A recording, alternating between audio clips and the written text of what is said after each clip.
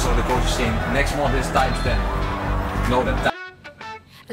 Assalamualaikum warahmatullahi wabarakatuh. Salam olahraga pemirsa yang ada di seluruh tanah air. Berjumpa kembali dengan saya Jilu Custen, yang tentu saja kehadiran kita selalu Anda tunggu-tunggu dengan topik-topik sepak bola nasional Timnas Indonesia. Karena kita memang selalu akan mendengungkan, kita kawal Timnas Indonesia menuju Piala Dunia. Dan ada hal yang menarik pada hari ini yang akan kita bahas. Ada lini per lini di Timnas Indonesia nanti saat akan menghadapi Timnas Arab Saudi. Lini belakang, ya, lini tengah. Ini siapa saja yang punya peran ketika mereka masih ada di klubnya masing-masing, dan juga dia bisa buktikan saat dia ada di Timnas Indonesia. Sebelum kita lanjutkan, berikan like dan subscribe untuk mendukung channel ini menuju 100.000 subscribers, agar Anda juga terupdate dengan konten-konten yang setiap hari kita tayangkan. Dan juga berikan kritikan dan saran di link kolom komentar ya. Terima kasih yang sudah mau memberikan saran dan juga kritikan kepada kita. Oke, hari ini langsung kita akan membahas bagaimana lini per lini Timnas Indonesia. Ada beberapa pemain yang punya grafik bagus saat mereka di Timnas dan juga saat berada di klub. Yang pertama kita akan membahas bagaimana lini pertahanan. Di sana ada kiper Emil Audero, ya. Emil Audero dalam 7 pekan, ya, meskipun kemarin saat menghadapi Como dia harus ditarik keluar, tapi dia sudah menghasilkan 2 kali clean sheet, ya. Dan dia saat ini menjadi kiper terbaik di Serie A. Di bawahnya ada De Gea, kiper dari Fiorentina, yang tentu saja masih ada di bawah Emil Audero untuk posisi kiper di Timnas Indonesia dan klub Cremonense. Jadi saya yakin dengan kehadiran Emil nanti akan membawa aura kemenangan. Amin, ya. Dan berikutnya adalah Ricky Kambuaya. Ini pemain Dewa United, ya. Cukup bagus. Sudah mencetak 3 gol dalam Liga Super Indonesia. Ini juga membuktikan tidak hanya lini belakang kita yang kuat dengan grafik yang sudah kita tunjukkan, namun di midfielder yang nanti akan menemani Tom Hea dalam 4-3-3 dan juga nanti perubahannya 4-2-1-3, Ricky Kambuaya ini menjadi pilihan. Dia di klub sudah mencetak 3 gol untuk Dewa United. Berikutnya kita agak maju dikit, ada Jeitses. Jadi meskipun dia baru memainkan 4 kali starter nih, ya, catat 4 kali starter di Liga Serie A Italia, namun Jeitses ini mampu menunjukkan kualitas saat kemarin mengalahkan Como, ya. Dia tampil luar biasa. Pantas memang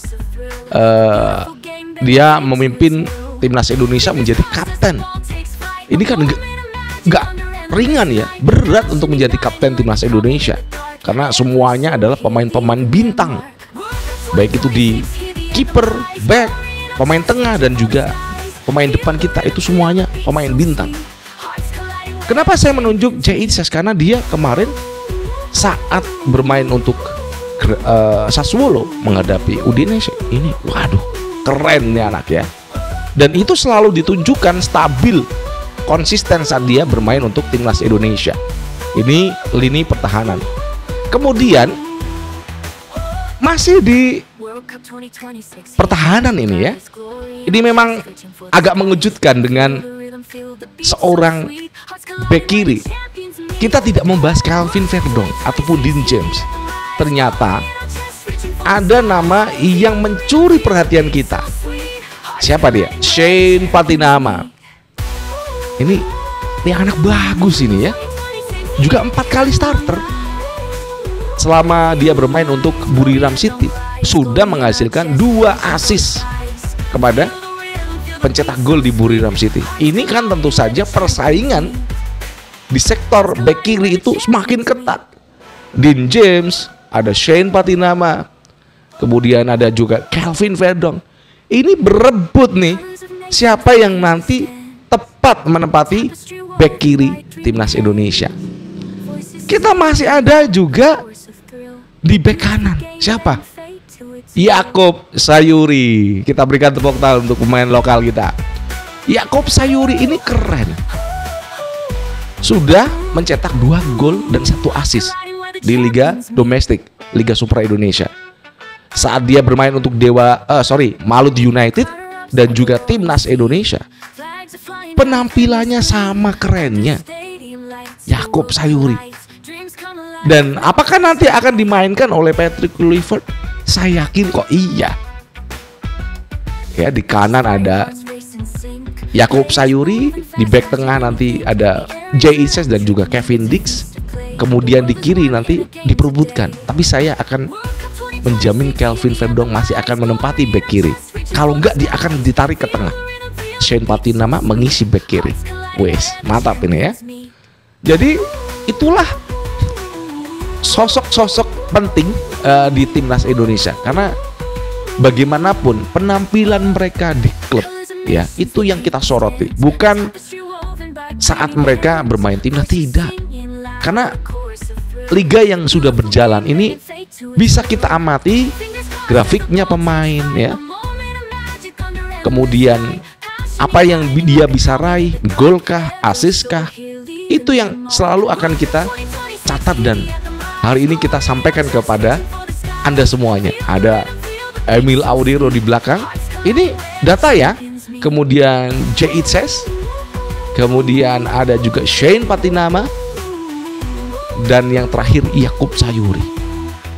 Ini pemain yang punya ranking di klub cukup bagus dan nanti akan masuk timnas saat nanti kita melawan Arab Saudi. Apakah pemain-pemain yang sudah saya sebutkan nanti masuk ke dalam radar ataupun ya di pikiran Patrick Kluivert? Yang nggak tahu. Yang jelas kita sudah memberikan sebuah wawasan kepada masyarakat luas, kita sebagai supporter timnas Indonesia. Grafiknya sudah kita berikan kepada Anda. Shane Patinama, kemudian J.I.S., kemudian ada juga Emil Audero dan juga Yaakob Sayuri. Ini pemain luar biasa di klub dan juga di timnas. Mereka berkolaborasi. Saya rasa Indonesia cukup kuat. Kita bismillah ini dengan bukan pede, tidak, tapi dengan keyakinan bisa meraih 6 poin. Pertama kita 3 poin, mencuri 3 poin dari Arab Saudi, dan nanti yang kedua kita akan mencuri poin dari Arab. Karena untuk lolos di round 4 ini lebih mudah ketimbang nanti masuk round 5. Demikian yang bisa kita sampaikan. Itu sebenarnya ini rahasia. Kalau kita nggak dekat begitu nggak akan kita sampaikan, bercanda ya. Demikian yang bisa saya sampaikan kepada Anda menyoal pemain-pemain dengan grafiknya selama mereka di klub dan nanti akan dipanggil oleh Patrick Kluivert. Apakah mereka tersebut akan masuk dalam squad starting 11? Kita juga nggak tahu. Jangan lupa berikan like dan subscribe. Kita akan berjumpa kembali pada episode yang akan datang. Wassalamualaikum warahmatullahi wabarakatuh. Salam olahraga, enjoy.